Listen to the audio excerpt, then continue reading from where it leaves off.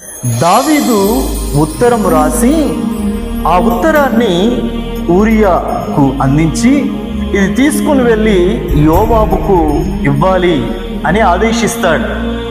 నిజానికి ఆ ఉత్తరాన్ని ఊరియా తీసుకున్నాడు.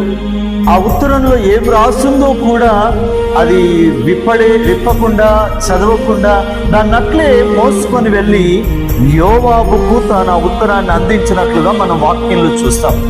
అసలు ఉత్తరంలో రాసింది ఏంటి అనంటే ఈ ఊరియాను చంపమని, ఊరియా యొక్క మరణ వార్త ఆ ఉత్తరంలో రాయబడింది.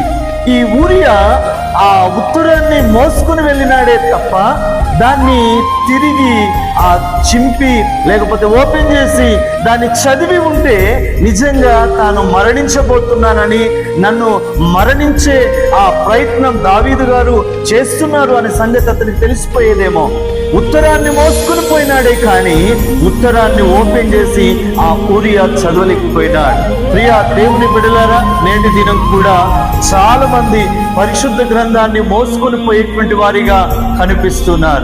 బైబిల్ గ్రంథాన్ని మోసుకొని పోయేటువంటి వారిగా కనిపిస్తున్నారు. కానీ దాన్ని ఓపెన్ చేయలేకపోతా ఉన్నారు. వాక్యాన్ని చదవలేకపోతా ఉన్నారు. చదివినటువంటి వాక్యాన్ని అనుసరించి జీవించలేకపోతా ఉన్నారు.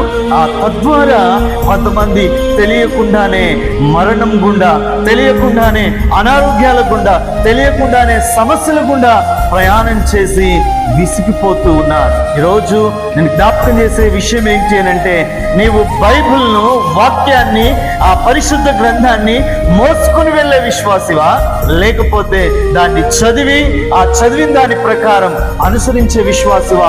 ఒకసారి పరిశీలన చేసుకోవాలి.